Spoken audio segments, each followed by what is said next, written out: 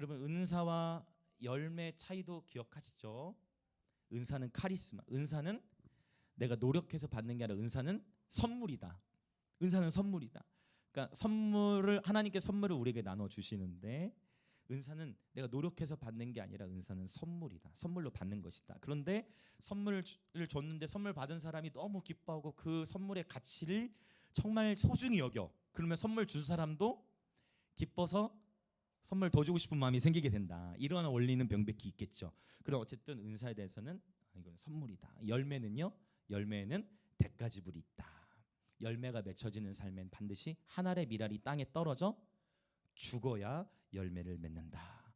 그래서 갈라디아서 5장 22절부터 23절에서 성령의 은사, 성령의 열매 9가지를 쭉 나열한 이후에 5장 24절에서 핵심적으로 선포하기를 그리스도 예수의 사람들은 반드시 육체와 함께 정욕과 탐심을 십자가에 못 박아한다라고 말씀하고 계세요. 할렐루야.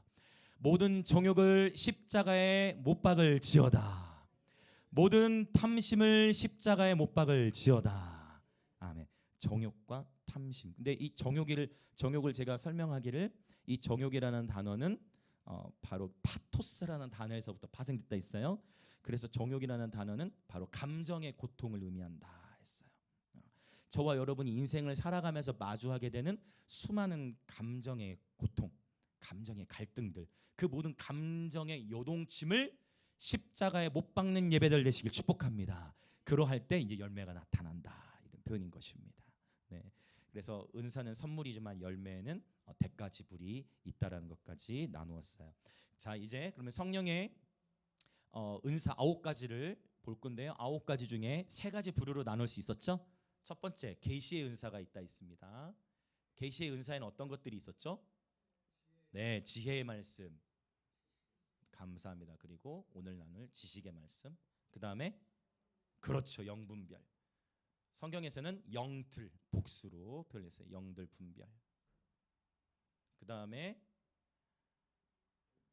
능력의 은사가 있다 했죠. 능력의 은사. 능력의 은사 첫 번째는 믿음. 그리고 맞습니다. 병들 고침. 치유라고 할 수 있겠죠. 그다음 능력 행함이 있습니다. 그다음에 세 번째는 언어의 은사가 있다 했어요. 언어의 은사 첫 번째는 예언. 그리고 방언인데 그 앞에 각종. 이 단어도 중요해요. 각종 방언 말한. 다양한 종류의 방언을 말한다는 거예요. 그다음에 방언 통역이라고 했고 분명히 성경에서는 이 9가지 성령의 은사가 다 균등하다. 그런데 12장 끝에 그리고 13장에서 강조하는 거. 이 9가지 은사는 균등한데 가장 좋은 길, 가장 큰 은사가 있다. 그게 뭐라고 했어요? 맞습니다. 가장 큰 은사는 결국 사랑이다. 결국 저는 이 성령의 은사들을 이제 9가지를 다 나누면서도 계속 오늘도 그렇고 계속 반복적으로 사랑에 대한 이야기를 많이 하게 될 것입니다. 자, 그래서 지난주에 지혜의 말씀에 대해서 나누었죠.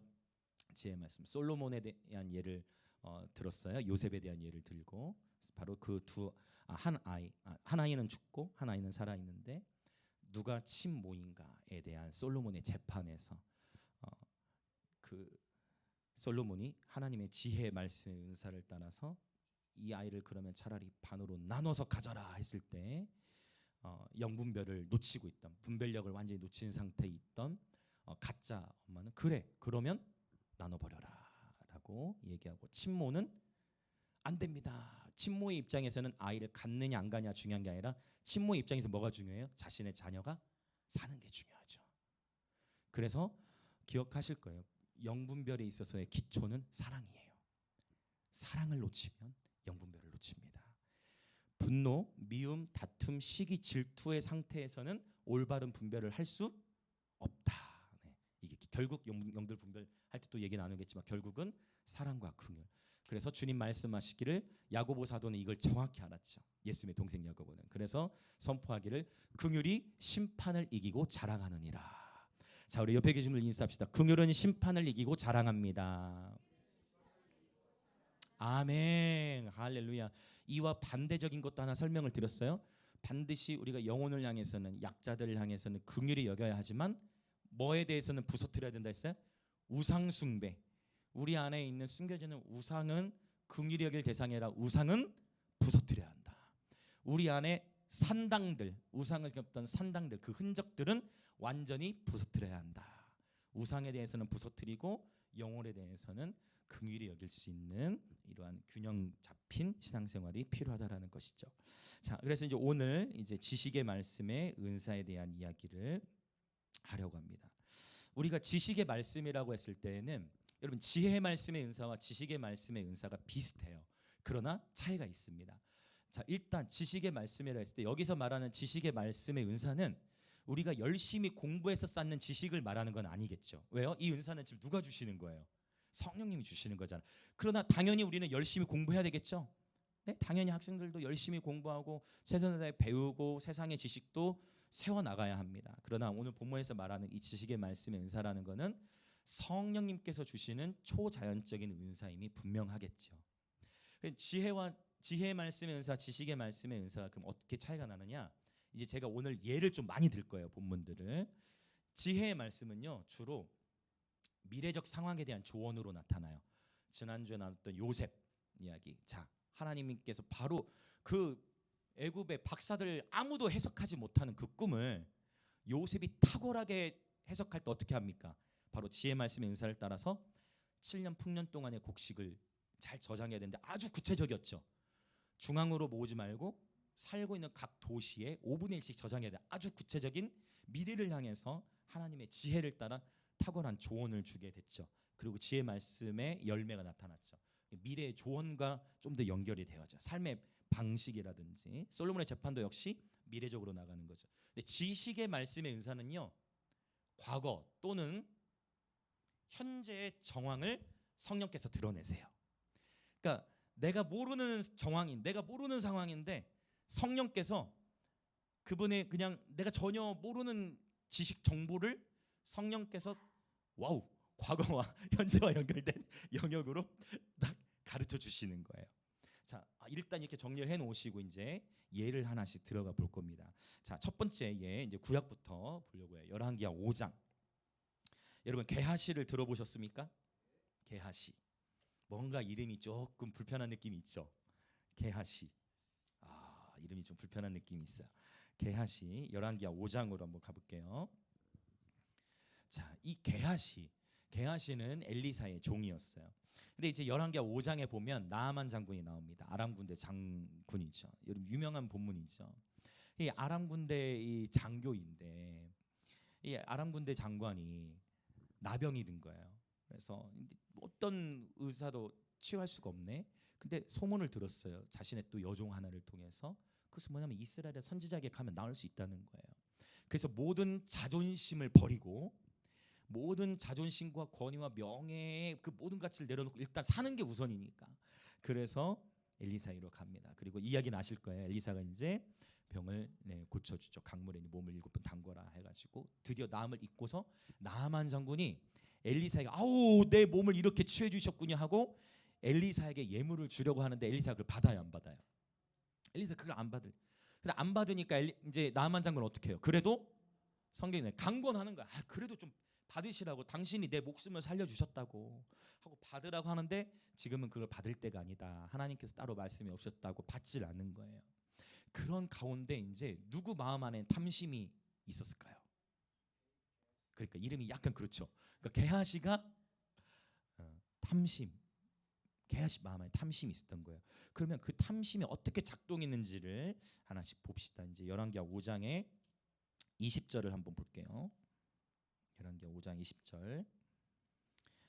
5장 20절 보겠습니다. 시작. 하나님의 사람 엘리사의 사환 게하시가 스스로 이르되 내 주인이 이 아람 사람 나아만에게 면하여 주고 그가 가지고 온 것을 그의 손에서 받지 아니하였도다.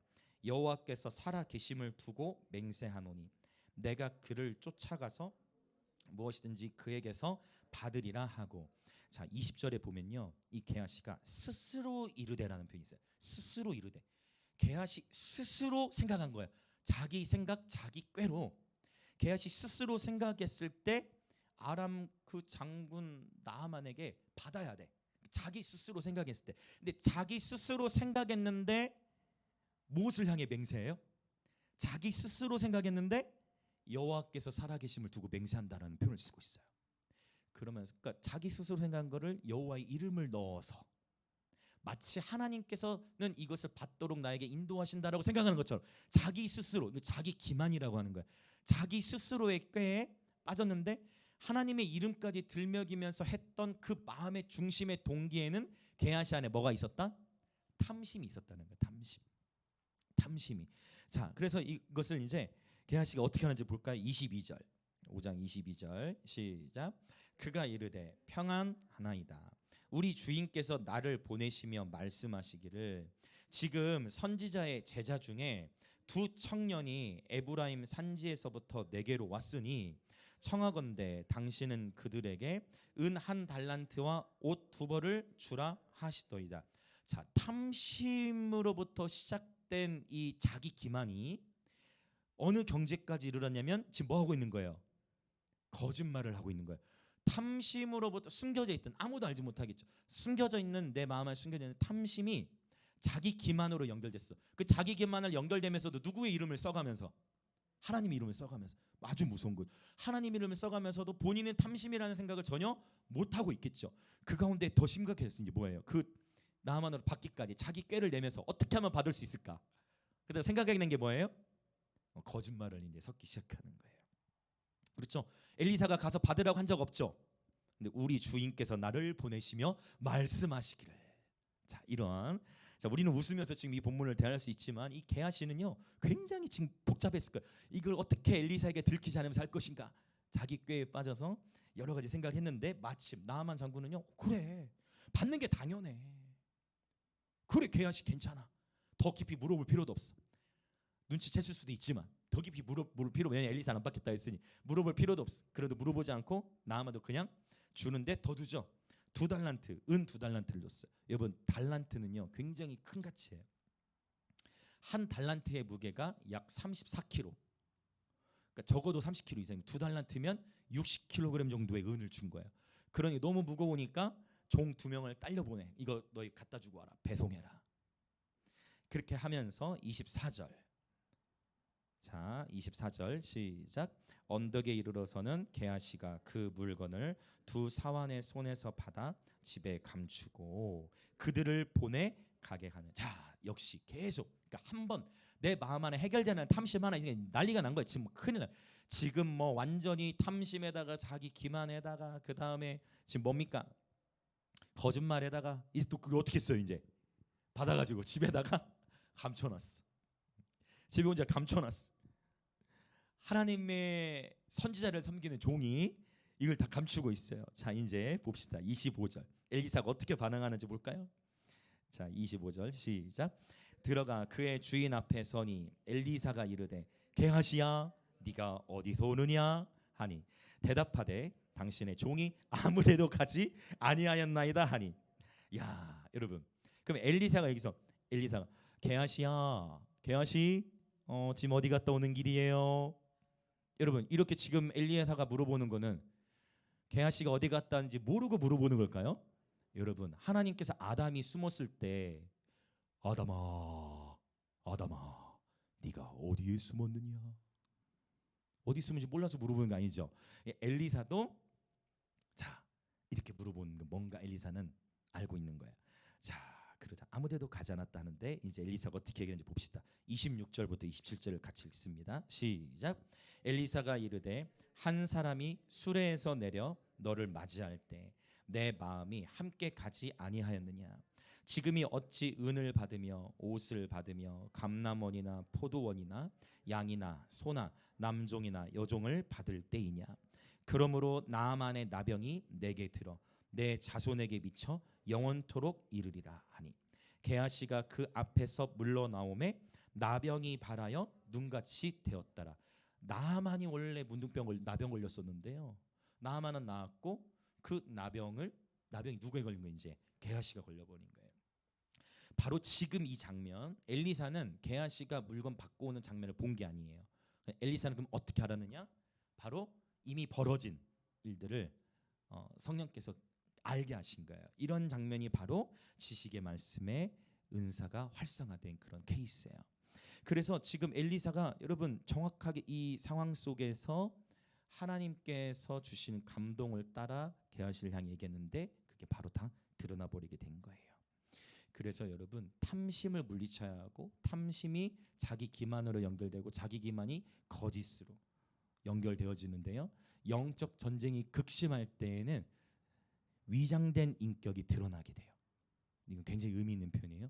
특별히 평소에는 드러나지 않는데 영적 전쟁이 극심할 때 위장된 인격이 드러나게 되어진다. 이 표현은 여러분 기억해 놓으실 필요가 있어요. 즉 뭐냐면은 여러분 우리가 평소에 은혜가 충만할 때는 우리 마음이 쉽게 요동합니까 안 합니까? 아니요. 근데 언제 문제가 생깁니까? 어떤 내가 예기치 못한 갈등 상황 속에서 평소에 은혜가 충만할 때 넘길 수 있는 것들이 드러나게 되죠. 폭발하게 되어지죠. 자, 그래서 여러분 성령께서는 모든 것을 이미 밝히 알고 계신다는 거예요. 절대 성령을 속일 수 없다라는 것입니다. 우리가 이해될 것은 게하시는요 분명히 기름 부음에 대해서 이해하고 있어요. 근데 우리가 여러분 능력만 추구하는 것이 다가 아닌 이유는 뭐냐면 기름 부음이 증가된다는 얘기는 그만큼 그에 따른 책임도 커지는 거예요. 하나님께서 저와 여러분에게 권세를 증가시켜 주시고 더 큰 권위를 주신다는 얘기는 그만큼 그 권위나 권세에 대한 더 큰 책임이 수반되는 것입니다. 능력이 커질수록 더 큰 책임과 영광의 무게를 감당해야 되는 것이에요. 그래서 내가 얼마나 큰 능력을 소유하느냐, 내가 얼마나 빨리 성장하느냐보다 더 우선적으로 중요한 건 뭐냐면 깨끗한 그릇이 되는 것인 줄 믿습니다. 순결한 그릇이 되는 게 우선이에요. 깨끗한 그릇, 청결한 그릇, 정결한 그릇, 순전한 그릇 되어지시길 축복합니다. 바울이 디모데후서에서 그릇에 대한 비유를 하잖아요. 금그릇, 은그릇, 기왕이면 금그릇이면 좋겠죠. 그러나 가장 귀한 것, 가장 중요한 것은 깨끗한 그릇, 정결한 그릇 되는 것이 너무나 중요합니다. 할렐루야. 우리 주변에 계신 분들 인사합시다. 우리 깨끗한 그릇이 됩시다. 정결한 그릇으로 준비됩시다. 아멘. 그래서 깨끗한 그릇으로 우리를 갈고 닦으세요. 그릇을 빡빡 닦아 깨끗하게. 우리 자신을 깨끗하고 정결하게 깨끗하게 닦아 놓으면 하나님께서 하나님의 때에 맞게 그분의 카리스마, 선물을 주시는 것입니다. 그리고 하나님이 주신 그 선물을 사용하면 되는 것이겠죠. 아멘. 자, 또 더 볼까요? 6장으로 넘어가 보면요. 열왕기하 5장이죠. 6장으로 넘어가 보면 6장 12절 흥미로운 표현이 있어요. 6장 12절.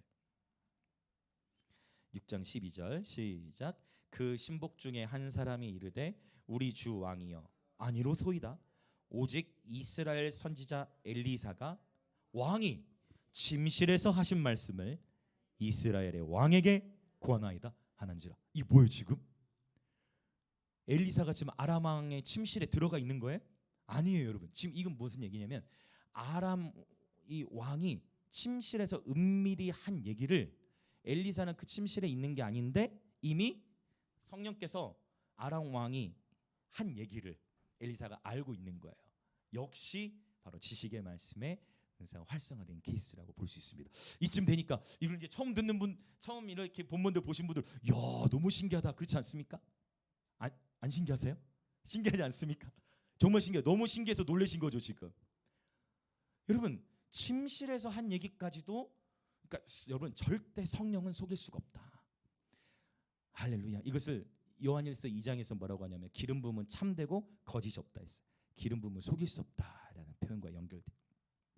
엘리사는 침실에서 한 얘기까지 알고 있다라는 것입니다. 그것은 엘리사의 능력이 아니라 바로 성령의 능력으로 알게 되는 것을 의미합니다. 이것이 바로 지식의 말씀의 그런 은사. 이쯤 되면 나도 저 은사는 꼭 있으면 좋겠다 이런 생각이 드실 수 있어요. 자, 그러면 이제 지금 구약에 대한 얘기를 봤는데 이제 신약에서도 어떻게 나타나는지 한번 봅시다. 약간 이것도 이제 무서운 본문인데 이거 하나를 보고 이제 무서운 본문에서 더 사랑이 넘치는 본문으로 바꿔갈 거예요. 일단 사도행전 5장으로 가보면 바로 사도행전 2장에서 드디어 오순절날이 이름에 성령이 임하신 거예요. 그러다 보니까 막 여기저기서 난리가 나서 방언의 은사들이 드디어, 그러니까 놀랍죠. 다른 은사들의 경우들은 구약에서도 있어 왔는데 신약에 와가지고 오순절 사건 이후에 등장하게 된 은사가 뭐냐면 각종 방언과 방언 통역이에요.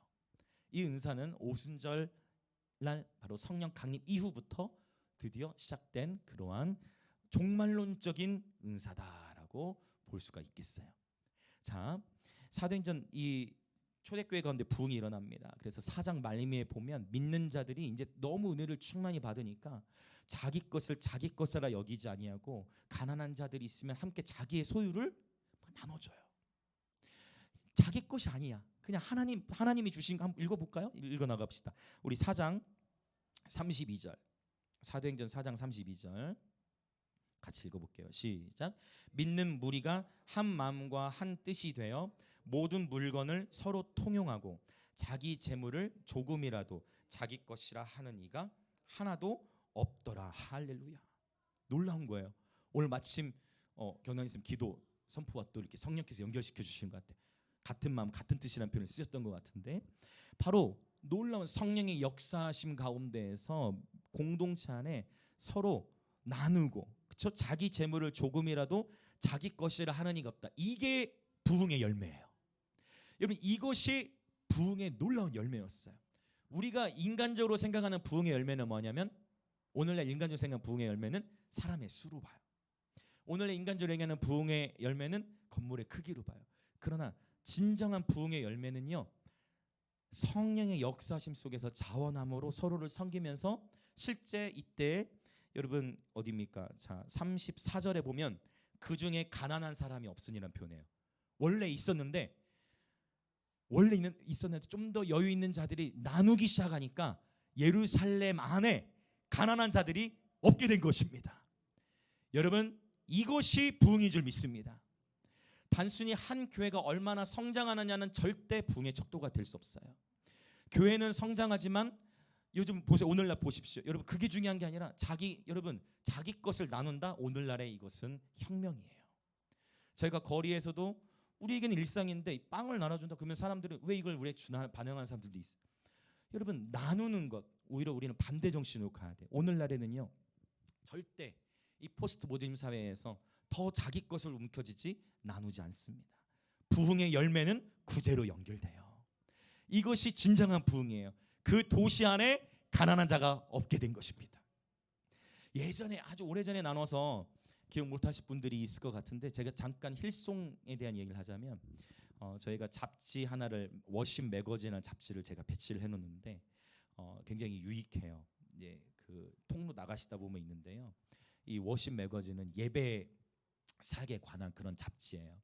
근데 거기에 이제 힐송의 예배 인도자인 달린책이라고 있어요. 달린책이 누구냐면 내 구주 예수님 주 같은 분은 없네. 아주 유명한 여성 인도자인데 이분이 이제 암투병하는 그런 이야기도 이제 담겨져 있더라고요. 근데 제가 왜 이 얘기를 하냐면 이 힐송이라는 예배 문화사역팀을 통해 호주에 어떤 일이 일어나느냐. 호주의 경제가 전체적으로 침체되고 있는 시기에 이 힐송 예배팀이 이제 알려지기 시작한 거예요.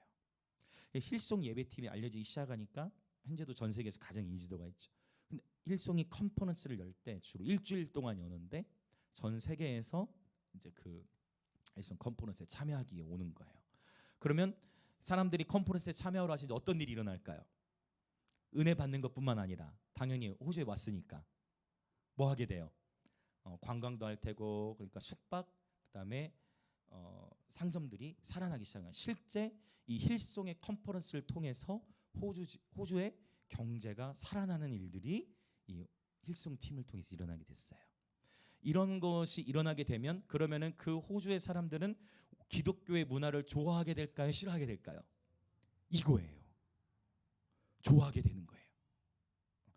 좋아하게 되는 거죠. 그러면서 실제 호주 지역 안에 기독교 이 바로 크리스천 무브먼트가 굉장히 강하게 일어난 것을 보게 되어집니다. 여러분 진정한 부흥의 열매는 이러한 구제와 나눔으로 연결되게 돼 있어요. 그렇죠? 자, 그런데 이런 상황 속에서 이제 막 구제가 나타나고 막 서로 나누고 하는 이러한 상황들. 여러분 우리 영광의 임재 교회도 부흥이 있는 줄 믿습니다. 영광 임재 교회 안에 부흥이 있어요, 여러분. 여러분 코로나 시간을 뚫고 이제 이렇게 여기까지 우리가 이렇게 교회 하나님의 인도하심이에요, 여러분. 그럼 이렇게 오기까지 어떻게 된 거예요? 우리 지체들 여러분 한 분 한 분 우리 모두가 하나님의 인도하심을 따라 각자 자신의 이름을 드러내지 아니하고 묵묵히 하나님 앞에서 함께 세워갔기 때문에, 함께 섬겼기 때문에, 자발적인 나눔과 성경이 있었기 때문에 여기까지 올 수 있었던 줄 믿습니다. 영광 임재 교회 안에 부흥이 있습니다. 더 많은 부흥이 있을지어다. 여기서 말하는 부흥은 더 사랑하고 더 섬기는 것. 자, 그런데 이러한 정황 속에 어떤 일이 있느냐? 자, 사도행전 5장.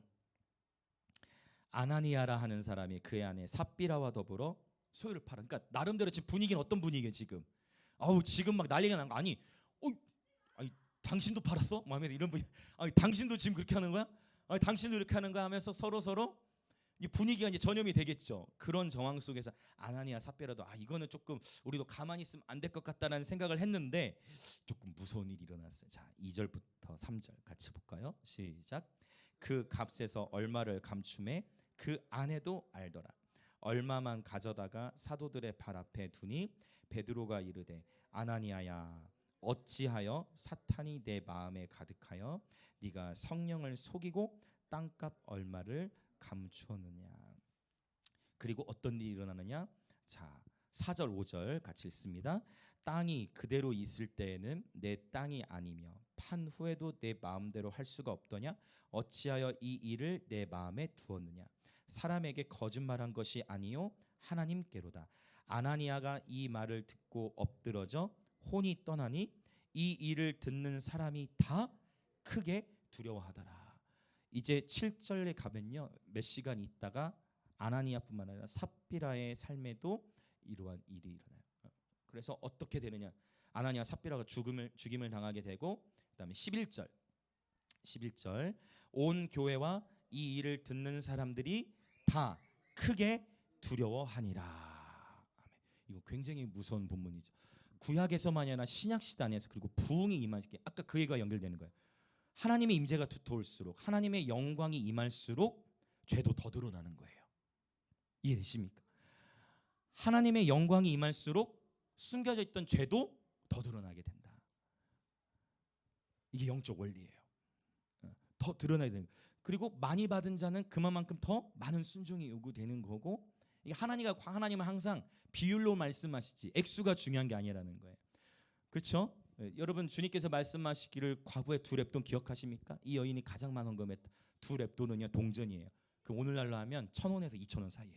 동전 2개이기 때문에 중요한 건 액수가 아니었는데, 아나니아와 삽비라가 남들이 하니까 우리도 조금 체면치를 해야 될 것 같다 하면서 성령을 속인 것이 문제가 돼요.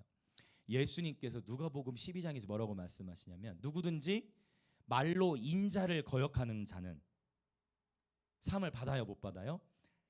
말로 인자를 거역한 자는 사함을 받을 수 있다 했어요. 말로 인자를 거역하는 자는 사함을 받을 수 있으나 성령을 속이는 자는, 이걸 헬라로 보면 신성 모독이거든요. 성령을 속이는 자는 사함을 받을 수 없다라는 표현. 무서운 말씀이 누가복음에도 있다는 거예요. 여러분 이 상황에서 베드로가 어떻게 알아요? 베드로가 아나니아 삽비라가 전부를 들었는지 얼마만큼 들었는지 그걸 알아요, 몰라요? 당연히 전혀 알 수가 없죠. 그런데 베드로를 통해 성령께서 하시는 말씀 뭐예요? 네가 성령을 속였다라고 무서운 말씀이 나타나. 이것도 역시 지식의 말씀의 은사로서 나타난 그런 케이스. 여기까지 이제 무서운 이야기들을 봤고, 이제 여기서부터 그러면 이런 무서운 사례만 있느냐? 그렇지 않죠. 이러한 지식의 말씀의 은사가 너무 이렇게 심각한 것만 있냐? 그렇지 않습니다. 지식의 말씀 은사가 어떻게 예수 그리스도 안에서 아름답게 풀어져 나왔는지, 이제 그 부분이 사실 이제 오늘의 하이라이트가 될 것 같아요. 여러분 그래서 우리가 제가 조금 전에 그런 표현을 썼어요. 영광의 임재 교회 안에 부흥이 이미 있습니다라는 표현을 썼는데, 바리새인들이 예수님께 나와가지고 물었던 질문이 있어요. 예수여, 하나님의 나라가 언제 임합니까? 그때 예수님이 말씀하세요. 하나님의 나라는 눈으로 볼 수 있게 임하는 것이 아니라 또 여기 있다 저기 있다 할 수도 없고, 하나님의 나라는 너희 안에 있느니라. 하나님의 나라는 너희 안에 있느니라. 물론 헬라어로 보면 하나님의 나라는 너희 가운데 있느니라. 그러니까 하나님의 나라가 이미 와 있는데 바리새인들은 봐요, 못 봐요? 못 보는 거예요. 여러분 축복합니다. 이곳에 하나님의 나라가 이미 있습니다. 자, 옆에 계신 분들 인사합시다. 하나님의 나라가 우리 가운데 있습니다. 한 번 더 합시다. 하나님의 나라가 당신 안에 있습니다. 여러분 진짜예요. 하나님의 나라가 와 있어요. 할렐루야. 하나님의 나라 와 있는 거예요. 근데 바리새인들은 보여요, 안 보여요? 안 보여. 아무리 보려고도 안 보여. 도대체 목사님은 하나님 어디에 부흥이 있고 어디에 하나님 나라가 있냐라고 얘기하는지 모르겠지만 하나님 나라가 여기 와 있는 거예요. 바리새인들은 보지를 못해요. 가려져 있는 거예요. 가려져 있는 거 보지를 못하죠. 여러분 하나님의 나라를 누리시기 축복합니다. 하나님의 나라는 성령 안에 있는 의와 평강과 희락임을 믿습니다. 아멘, 아멘. 지금 저 여러분이 그리스도 안에서 누리고 있는 기쁨, 그것이 하나님 나라의 열매예요. 지금 저와 여러분이 그리스도 안에서 누리는 평안, 그것이 하나님 나라 안에서 누리는 열매입니다. 지금 저와 여러분이 하나님의 뜻대로 살려고 발버둥 치고 하나님 말씀에 순종하려고 하고 어떻게 하면 주님을 기쁘시게 할까라고 생각하는 바로 그 의를 향한 갈망함이 있는 것, 그것이 하나님 나라의 열매예요. 아멘. 한 번 더 인사합시다. 하나님의 나라가 우리 가운데 있습니다. 아멘. 할렐루야. 자, 그러면 이제 이 지식의 말씀의 은사가 또 어떻게 사용되었는가? 예수님을 봅시다. 요한복음 1장으로 한번 가볼게요. 요한복음 1장. 요한복음 1장. 자, 예수님께서 제자들을 한 명 한 명 콜링하기 시작하십니다. 먼저는 자, 베드로 안드레를 부르죠. 그리고 43절부터 51절에 보면 빌립과 나다나엘을 부르세요. 자, 그런데 나다나엘을 부르실 때는 어떻게 콜링하시느냐? 47절. 자, 여기서 역시 지식의 말씀의 은사가 47절, 48절에 쓰여요. 47절과 48절을 읽어봅시다. 시작. 예수께서 나다나엘이 자기에게 오는 것을 보시고 그를 가리켜 이르시되 보라, 이는 참으로 이스라엘 사람이라. 그 속에 간사한 것이 없도다. 나다나엘이 이르되 어떻게 나를 아시나이까? 예수께서 대답하여 이르시되 빌립이 너를 부르기 전에 네가 무화과 나무 아래에 있을 때 보았노라 라고요. 여러분, 자, 이게 아무것도 아닌 본문 같은데 바로 지식의 말씀의 은사가 여기서 활성화된 케이스예요. 빌립이 너를 부르기 전에 네가 무화과 나무 아래에 있을 때 보았노라. 예수님께서 실제 무화과 나무 아래에 있었던 나다나엘을 보셨다라는 의미가 아니고요. 이거는 지금 지식의 말씀의 은사로서 선포하고 계신 거예요. 이 전까지 예수님과 나다나엘을 서로 만난 적이 없어요. 그래서 이 말씀을 하시자마자 나다나엘은 이거 뭐지? 하면서 나다나엘의 반응을 볼까요? 49절 시작. 나다나엘이 대답하되 라삐여, 당신은 하나님의 아들이시요 당신은 이스라엘의 임금이로소이다. 너무 이상하죠? 도대체 이게 무슨 의미인가? 자, 여러분, 당신은 하나님의 아들이시다, 당신은 이스라엘의 임금이시다. 이 표현은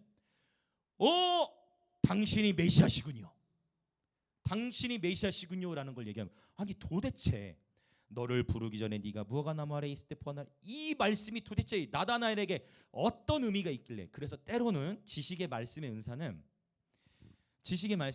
내 옆에 있는 사람에게는 똑같은 지식의 말씀, 그 말씀이 선포돼도 아무런 감동이 없을 수 있어요. 나와 정황이 연결되지 않을 때는.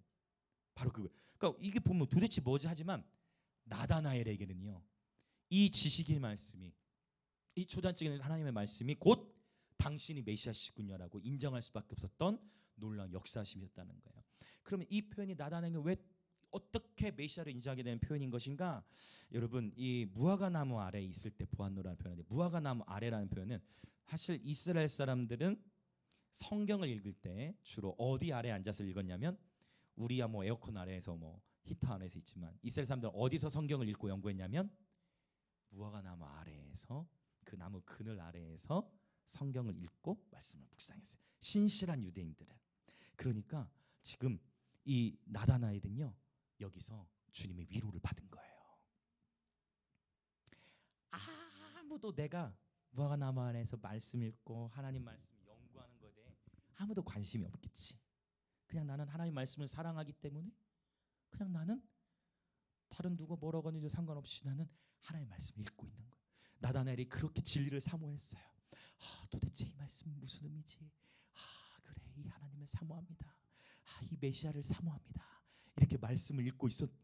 아무도 자신의 삶에 격려하거나 위로하는 사람이 없었는데 갑자기 누가 나타나서 그 삶을 말씀하시는 거예요. 예수님이 오셔서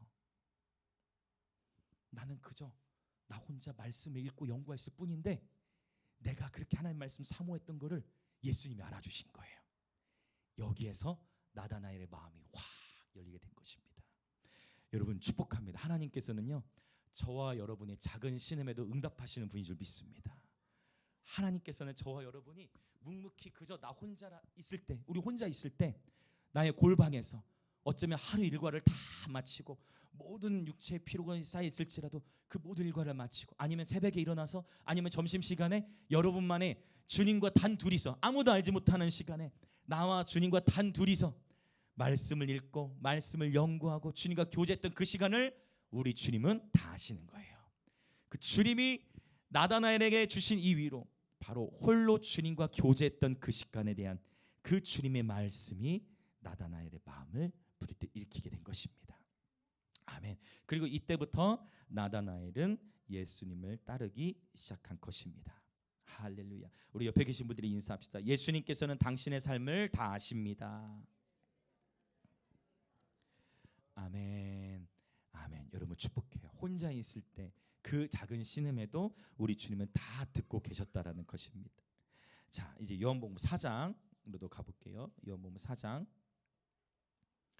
요한복음 4장 참 좋아하는 본문 바로 사마리아 여인에 대한 이야기인데 이 4장에서도 역시 지식의 말씀의 은사가 나타나요. 예수님께서 이 여인 한 명을 만나기 위해 굳이 사마리아로 통과하시는 거예요. 그리고 우물가에서 예수님이 먼저 이 여인을 기다리고 계셨어요. 이 여인과 이런저런 이야기들을 나누는 가운데에 예수님께서 여인에게 말씀하세요. 가서 네 남편을 데려와라. 여인이 자신의 수치를, 여러분 자신의 수치를 먼저 드러내기 좋아하는 사람이 어디 있겠어요? 그래서 이 여인은 딱 그것을 가리죠. 그리고 어떻게 합니까? 저는 남편이 없습니다. 거짓말은 아니었다라는 거예요. 저에겐 남편이 없습니다. 그러자 예수님께서 말씀하세요. 그래, 너의 남편 없다 하는 말이 맞아. 그러나 너에게 이전에 남편 5이 있었지. 지금 있는 자도 결혼한 건 아니지. 그래, 네 남편은 아니지. 네 말이 맞아라고 얘기했을 때 이 여인이 또 나타나는 반응은 주여, 내가 보니 당신은 선지자이십니다. 내가 보니 당신은 진정 선지자이십니다 라고 얘기하면서 이 여인이 예수님의 말씀에 반응하기 시작하고 복음을 받아들입니다. 그리고 이 여인은 나중에 예전에 나눈 적이 있죠. 이 여인이 나중에 역사가 증언하는 거 바로 네로 황제 시대 이 여인이 사마리아 마을뿐만 아니라 이 여인이 바로 사마리아와 이 온 이스라엘 전체 놀라운 복음 전도자로 알려지자 네로가 이 여인을 순교시키는 그 상황 속에 이 여인은 어디에 빠져 순교를 하게 됐다 했죠? 기억하십니까? 아들들은 사실 아들들 먼저 순교를 당할 때는 굉장히 잔인하게 다리를 잘라서 순교를 시키는데 이 여인은 우물에 빠뜨리는데 바로 그 우물이 어디였냐면 예수님께서 이 여인에게 말씀하셨던 바로 그 우물에 이 여인을 빠뜨려 순교를 시킨다는 거예요. 그러니까 예수님은 이 여인의 과거와 현재 그리고 또한 미래에 대해서 미래의 부르심까지도 이 여인의 어떠한 인생을 마무리 될지까지도 아셨다라는 것을 알 수가 있죠. 예수님께서는 바로 이 지식의 말씀의 은사를 활용하여 사역하신 것을 우리가 알 수 있습니다. 아주 놀라운 또 말씀이죠. 자, 그러면 이제 좀 몇몇 본문만 더 보고 기도하려고 하는데 이제 삭개오 이야기를 한번 봅시다. 이제 누가복음 19장으로 한번 가볼게요. 누가복음 19장. 계속 지식의 말씀의 은사가 활성화된 그런 케이스들이에요. 자, 누가복음 19장에 가보면 이제 삭개오가 나와요. 삭개오는 세리장이었어요. 그리고 또한 부자였습니다. 우리는 삭개오에 대해서 다 알고 있죠. 여러분, 돈이 많으면 당연히 좋은 것이지만 사실 부자라고 모두가 다 행복한 것은 아니다. 삭개오는 돈은 정말 많았지만 외로웠어요. 친구도 없었어요. 특별히 당시 1세기 세리들은요, 굉장히 뭐라고 할까요? 그 로마의 정국 안에 있었기 때문에 세리장들은 돈은 많이 벌었지만 유대인들의 입장에서는 세리를 매우 싫어했어요. 친구도 없고 돈은 많아. 근데 외로워. 내 마음 안에 있는 이 뭐라고 할까요? 그 한 깊은 곳에 친구가 없는 그 외로움. 그런데 이제 예수님께서 삭개오가 사는 그 마을에 들어가신다라는 소문이 들렸어. 그러자 삭개오의 마음이 그 예수님이라는 분이 오신단 말이야? 그분 어떤 분인지 궁금한데? 하고 그 궁금한 마음이 들어서 삭개오가 드디어 우리 옛날 개역 한글에서는 뽕나무라고 표현하죠. 네, 그래서 돌 무화과 나무에 올라갑니다. 나무에 올라가서 예수님을 보고 싶어가지고 보고 있는데 와, 여러분 5절을 한번 읽어볼까요? 5절 같이 읽어보겠습니다. 시작. 예수께서 그곳에 이르사 쳐다보시고 이르시되 삭개오야 속히 내려오라. 내가 오늘 내 집에 유하여야 하겠다 하시니. 삭개오가 이제 놀래버려. 어떻게 예수님이 내 이름을 아시지? 삭개오가 나무 위에서 예수님을 보고 있었는데 삭개오야 내가 오늘 너의 집에 들어갈 거야 라고 했어요. 삭개오가 얼마나 놀랬겠어요. 그래서 삭개오가 막 뛰어 내려옵니다. 달려 내려와요. 급히 내려와 즐거워하면서 예수님을 영접합니다. 그리고 사람들은 수근수근거려요. 7절도 볼까요? 시작. 뭇 사람이 보고 수근거려 이르되 저가 죄인의 집에 유하러 들어갔다. 사람들은 수근거려. 예수님 또 죄인의 집에 들어가시네. 예수님 또 저 죄인의 집에 들어가시네. 막 수근거리기 시작해요. 그렇게 막 수근거립니다. 이때 삭개오의 반응을 봅시다. 8절 시작. 삭개오가 서서 주께 여짜오되 주여 보시옵소서. 내 소유의 절반을 가난한 자들에게 주겠사오며 만일 누구의 것을 속여 빼앗은 일이 있으면 내 갑절이나 갚겠나이다. 아멘. 여러분 군중은요 항상 시기 질투하게 돼 있어요. 근데 이 삭개오가 예수님이 자기 이름 불러주신 거 이거 하나에 감동이 돼서 예수님이 회개하라고 말한 것도 아니야. 삭개오가 그냥 예수님이 자기 이름 불러주신 거 그거 감동. 아니 예수님이 내 이름을 어떻게 아시지? 예수님이 자기 이름 불러주신 거 그 하나가 감동이 되어져서 삭개오가 내가 지금까지 속여 빼앗은 거 있으면 그거 4배 갚을게요. 그 얘기는 착취를 했단 얘기예요. 정산하면서. 그리고 또 뭐라고 얘기해? 내 소유의 절반을 가난한 자들에게 주겠습니다. 이게 부흥이라는 거예요. 자원함으로 일어난 거예요. 아까 사도행전과 연결되죠? 자원함으로 섬기기 시작하는 거예요. 그러면서 삭개오가 회심하게 되죠. 주님 말씀하세요. 오늘 구원이 이 집에 이르렀으니 이 사람도 아브라함의 자손이로다 라고 말씀하세요. 지식의 말씀이면서 그래서 이름을 주님이 말씀하신 거기에서 삭개오가 마음이 열려지게 됐어요. 주님은 저와 여러분의 이름을 아십니다. 그 유명한 찬양이 있어요. 내 이름 아시죠? 내 모든 생각도. 여러분 기도할 때 주님께서 저와 여러분의 이름을 불러주시면 감동이 되시죠? 기도하는데 다른 거 뭐 화려한 거 아무것도 없어도 상관없어. 그저 주님께서 사랑하는 내 딸아 사랑하는 누구누구야 그 한 말씀에 우리는 마음이 녹아져 내리잖아요. 삭개오 주님이 자신의 이름을 불러주셨을 때 주위의 사람들은 수근수근 거렸지만 이 삭개오는 너무나 행복했어요. 비로소 예수님을 만나고 메시아를 만난 것입니다. 자, 또 계속 누가복음 8장에 보면 8장에 혈류증 앓는 여인 이야기가 나와요.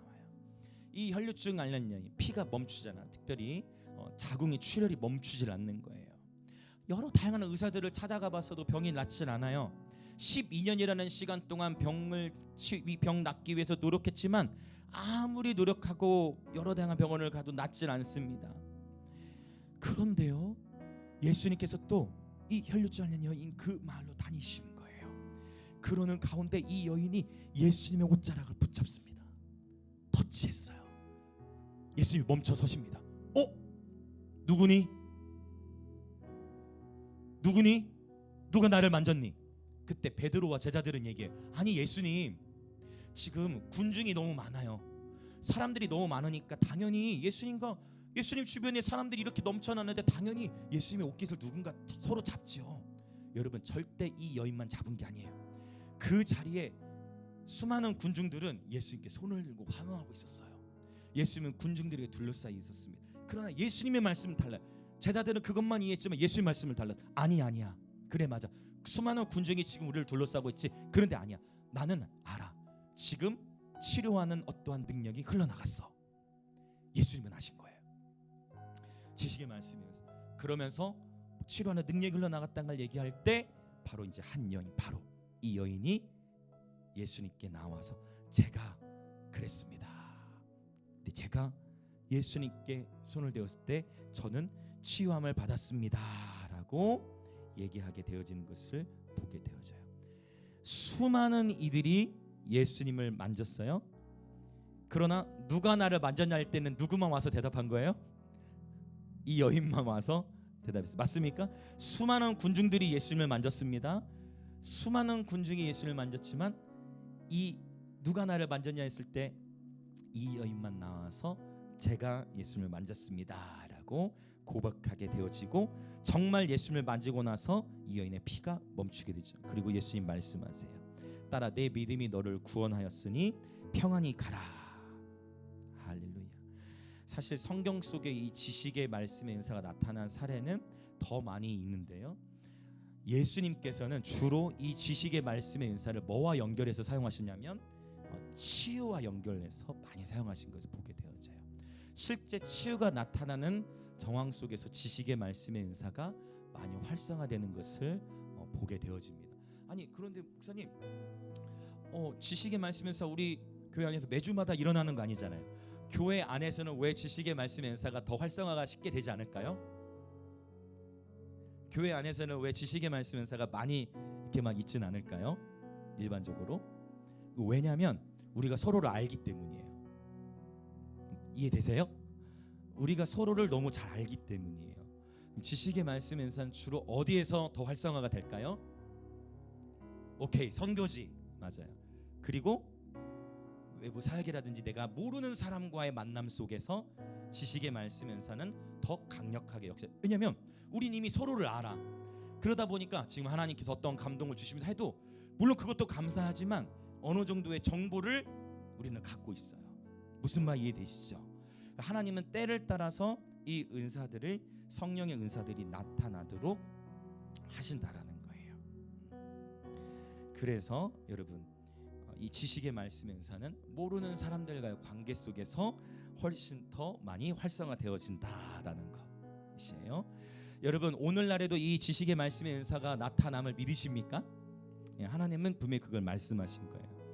실제로 제가 중국에 사역을 갔을 때 이 지식의 말씀의 은사가 강하게 나타났던 그런 간증들이 있어요. 제가 잊혀지지 않는 장면이 있는데, 이제 저는 처음 가는 곳이죠. 처음 집회 현장에 가서 이제 통역하는 선교사님이 계셨고, 근데 그 집회 장소에 젊은 세대들이 꽤 있었어요. 주로 10대에서 30대 되는 세대들이 앉아 있었는데, 제 마음에 하나님은 어떤 마음을 부어주시냐면 오른 발목을 다친 사람이 있다라는 자꾸 마음의 부담이 오는 거예요. 그러니까 오른쪽 발목을 다친 사람이 있다라는 마음의 부담이 내가 생각하려고 한 게 아닌데 마음의 부담이 자꾸 오는 거예요. 그래서 이때는 이제 하나님의 이제 감동하심을 따라서 혹시 이 자리에 오른쪽 발목 다친 분이 계십니까 했는데, 저기 딱 윤지사님 정도 자리에 있는 한 자매가, 젊은 자매 손을 딱 드는 거예요. 그래서 일어나십시오. 지금 하나님께서, 제 말 확신이 이때 딱 왔어요. 지금 하나님께서 자매님을 치유하셨습니다. 딱 선포를 하는데 옆에서 사람들은 이제 웅성웅성하는, 중국말이니까 못 알아듣죠. 웅성웅성 하는데 갑자기 그 자매가 소리를 지르는 거예요. 갑자기 그 자매가 어떻게 하느냐, 뛰는 거예요. 비명 흘리면서 뛰는 거예요. 그러면서 자신의 다리에 통증이 없어졌다는 거예요. 그러자 그 자리에 있던 우리 모든, 그 자리에 있었던 집회에 참여하고 있던 모든 분들이 하나님께 영광을 올려드렸습니다. 그리고 이어서 지식의 말씀이 나타나고 치유가 나타나면 당연히 뭐가 증가될까요? 어떤 게 증가되겠어요? 믿음이 증가되겠죠. 믿음이 활성화되고 믿음이 증가되면서 이제 서로 옆에 있는 지체들과 함께 아픈 부위 있으면 서로 나누고 같이 기도하자. 하나님이 치유하십니다 라고 기도를 하기 시작했을 때 하나님께서 그 공간 가운데 많은 다음 세대들의 실제 육체적인 또 감정적인 그런 아픔과 질병들을 치유하시는 일들이 있었어요. 하나님의 역사는 항상 똑같이 나타나진 않아요.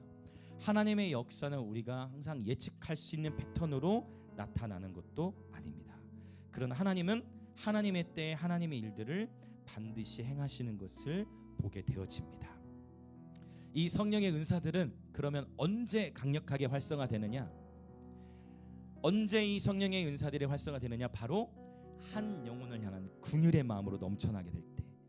예수님이 지니셨던 것은 한 영혼을 향한 긍휼, 한 영혼을 향한 멈춤의 상황에서 이 은사들이 활성화되도록 하시는 거예요. 어제 저희 이제 거리 예배 전도회에서 예배팀이 예배를 하면서 또 전도하시는 분들 함께 계셨어요. 근데 어느 한 지사님이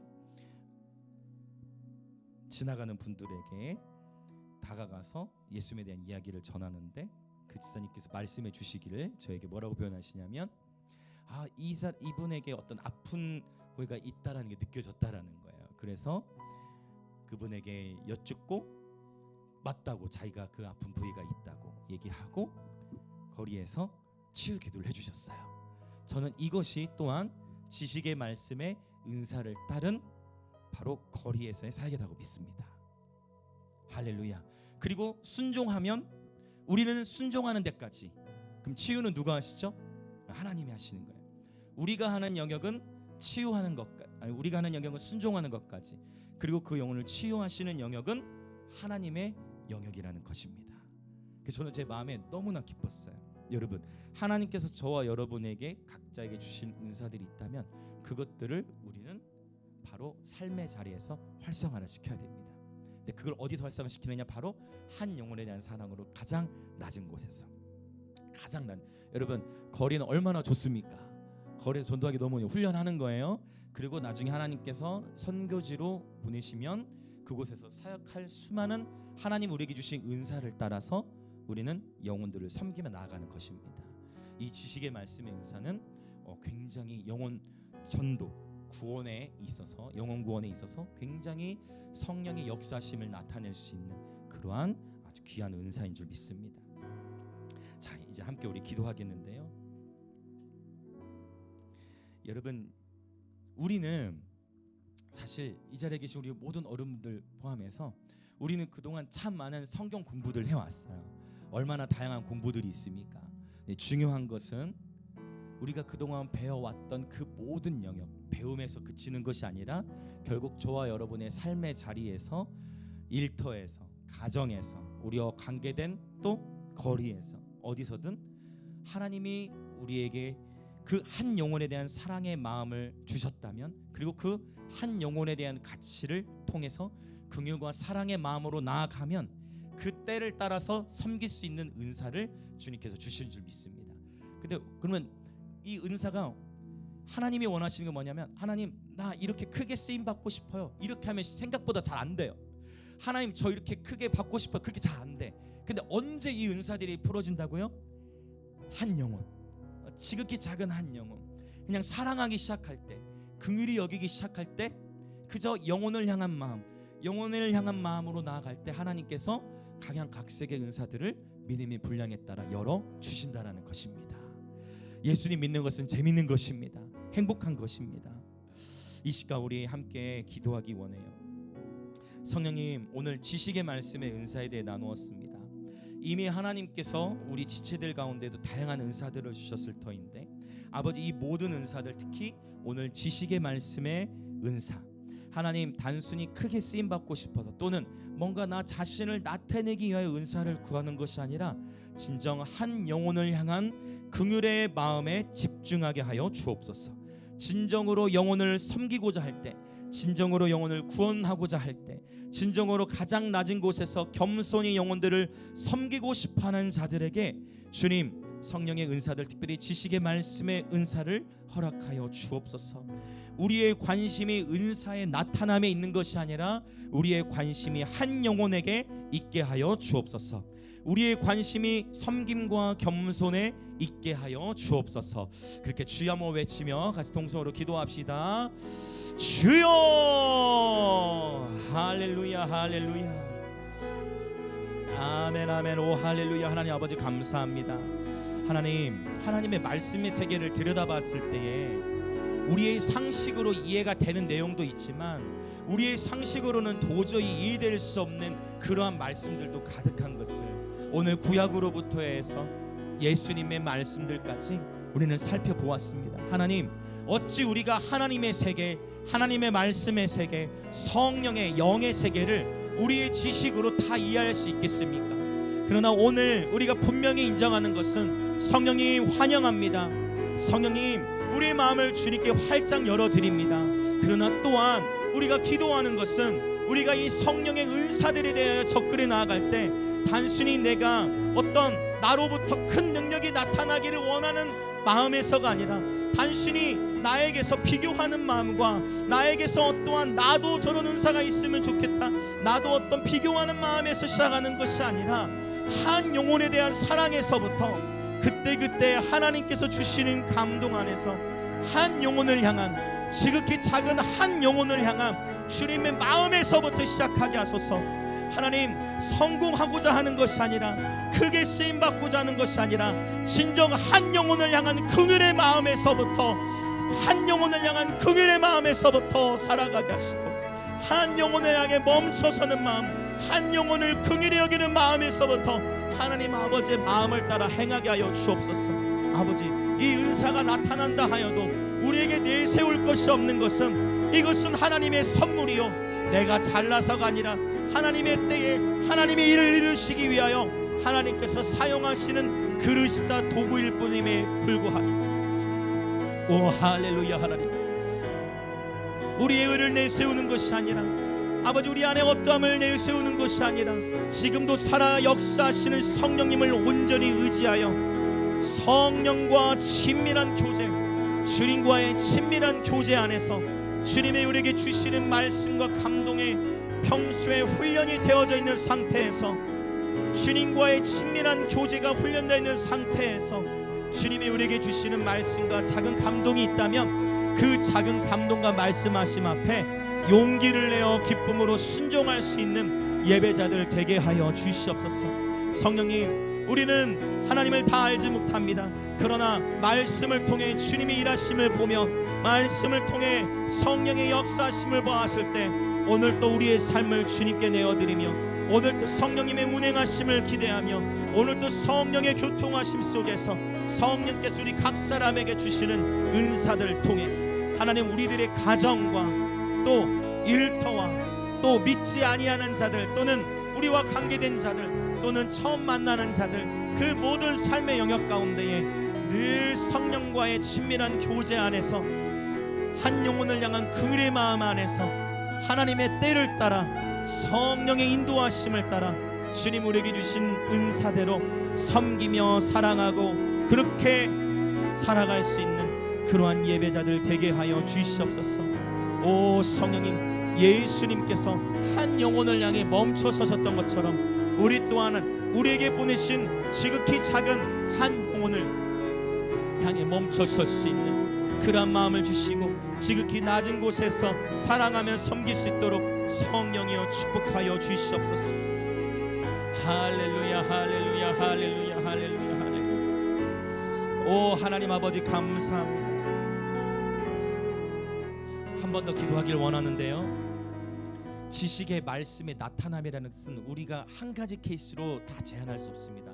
바로 지금 이 오늘 제가 예로 들었던 이 성경의 본문들 가운데 하나라도 저와 여러분에 해당이 된다면 오늘 성령께서 저와 여러분에게 주시는 지식의 말씀인 거예요. 오늘 선포된 여러 다양한 예들 가운데에 혹 혈류증 앓는 여인처럼 여러분 오랫동안 12년이 넘는 시간 동안 질병 가운데에 어느 누구에도 말할 수 없는 아픔 가운데 계신 분이 있습니까? 하나님께서 오늘 바로 여러분을 치유하십니다. 오늘 삭개오처럼 내 주변의 사람들은 일터에서 나를 힘들게 하고 나를 무시하고 어쩌면 여러 다양한 죄인이다라고 손가락질을 받은 분들이 계십니까? 오늘 주님께서 여러분의 이름을 부르십니다. 오늘 주님께서 여러분의 이름을 부르시는 거예요. 여러분, 혈루증 걸린 여인, 또 나다나엘은 혼자 말씀 있는 걸 좋아하고 사모하고 그렇게 아무도 없는 자리에서 주님과 교제했는데 오늘 주님이 여러분을 아시는 거예요. 그래, 누구누구야, 너 그렇게 나를 사모하기 때문에 이렇게 말씀 묵상하며 나와 교제하는 시간을 즐겼지. 아무도 알아주지 않지. 괜찮아, 내가 너의 삶을 안단다. 이것이 지식의 말씀의 역사인 것입니다. 오늘 그렇게 여러 다양한 예시들 가운데 하나님께서 저와 여러분에게 주시는 감동이 분명히 있을 것입니다. 주님께서 저와 여러분에게 주시는 말씀인 것입니다. 하나님께서 저와 여러분의 그 영역 안에 돌파를 주실 것입니다. 오늘 저와 여러분의 조금이라도 감동해 주시는 부정적인 것이든 긍정적인 것이든 바로 그 지식의 말씀을 취하십시오. 성령께서 우리를 새롭게 하실 것입니다. 주여 한번 외치며 기도합시다. 주여. 오 하나님 아버지, 단순히 꼭 기도 사역할 때만 지식의 말씀 연사가 활성화되는 것이 아니라 하나님의 말씀이 선포되는 가운데서 어쩜 그렇게 오늘 나에게 정확히 주시는 말씀입니까? 여러분, 지식의 말씀인 거예요. 성령께서 역사하시는 것입니다. 오늘 우리가 지식의 말씀 연사를 나누면서 나누었던 아버지 이 말씀들 가운데 아버지, 이 종은 전혀 알지 못하나 아버지, 이 종은 단지 오늘 주님이 주시는 말씀을 따라 선포했을 뿐이지만 오늘 선포되는 이 말씀이 지식의 말씀으로 역사하시어 오늘 선포된 이 말씀을 성령께서 지식의 말씀으로 역사하시어 각 사람에게 치유를 주시고 각 사람에게 회복을 주시며 각 사람에게 자유를 주시고 각 사람에게 말씀을 주시고 주님, 우리의 이름을 아시니 우리의 이름을 부르시며 우리를 아시고 우리의 아픔을 아시고 이 종은 감히 헤아릴 수 없는 저마다 부모에게도 말할 수 없고 자녀에게도 말할 수 없고 어느 누구에게도 말할 수 없지만 성령께서 주시는 위로, 나다나엘아, 네가 무화과 나무 아래에서 한 것을 내가 알고 있다. 나다나엘아, 너의 마음이 정결함을 내가 알고 있다. 나다나엘아, 네가 무화과 나무 아래에서 나를 찾았던 걸 내가 알고 있다. 네가 그 아픔과 신음 속에서 나를 찾았던 것을 내가 알고 있다.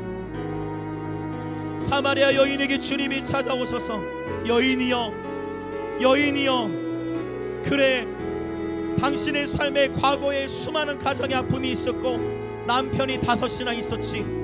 그래, 지금 이 여자도 너의 남편이 아니지. 그래, 괜찮아. 너는 놀라운 나의 증인이 될 거야. 너는 놀라운 나의 증인이 될 거야. 너는 내 속에서 영원하도록 솟아나는 샘물이 될 거야. 그리고 주님, 이 여인을 바로 그 우물에 순교하게 하셔 그곳에서부터 여인의 육체는 죽었지만 여인의 삶의 흔적과 복음 증거의 흔적은 그 우물을 통해 계속해서 지금까지도 증거되게 하시는 것처럼 주여, 이 종은 감히 우리 모든 세대의 삶을 헤아릴 수 없고 어느 누구도 우리 개인의 아픔을 다 이해할 수 없으나 오늘 성령께서 혈루증 걸린 여인을 치유하시고 오늘 성령께서 사마리아 우물가의 여인을 만나주시고 나다나엘의 삶을 헤아리시고 삭개오를 하시고, 삭개오야, 오늘 내가 네 집에 들어갈 거야. 삭개오야, 오늘 내가 너의 집에 들어가겠다. 많은 이들을 삭개오를 향해 죄인이다라고 손가락질하고 삭개오를 향해서 손가락질하고 정죄하였지. 예수님은 삭개오의 이름을 불러주셨대.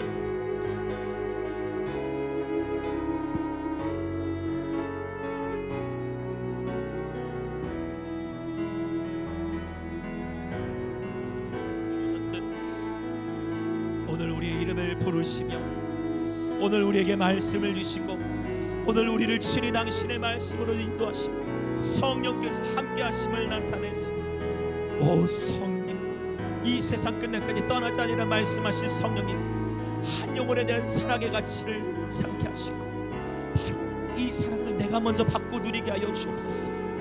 오 주님, 오늘 이 시간 성령의 위로하심으로, 성령의 교통하심으로 주님 역사하시고, 성령께서 당신의 말씀을 보내사 당신의 말씀이 친히 달리게 하시고, 당신의 말씀으로 위로하시며, 당신의 말씀으로 격려해 주시며, 당신의 말씀으로 생명이 충만케 하여 주옵소서. 그리하여 위로가 필요한 자에게는 위로를 풀어주시며, 치유가 필요한 자에게는 예수께서 채찍에 맞으심으로 나음을 입었음을 선포합니다. 할렐루야. 오 성령님, 세일을 행하시니 감사합니다. 이미 우리에게 이김을 주시니 감사합니다. 그리스도 안에서 이미 승리를 주시니 감사합니다. 할렐루야 할렐루야 할렐루야 할렐루야 할렐루야 할렐루야 할렐루야. 오 할렐루야. 주님, 혼자 있을 때도 결코 혼자가 아니었어요. 주님은 다 알고 계십니다. 우리의 안고 일어섬을 아시고, 심지어 우리가 음부의 자리를 펼치라도 거기서도 우리를 끌어올리시는 주. 오 성령님, 그렇게 우리의 삶을 치밀하게 하시고 헤아리시는 주. 성령이여, 당신의 능력으로 이끄소서. 성령이여, 당신의 능력으로 이끄소서.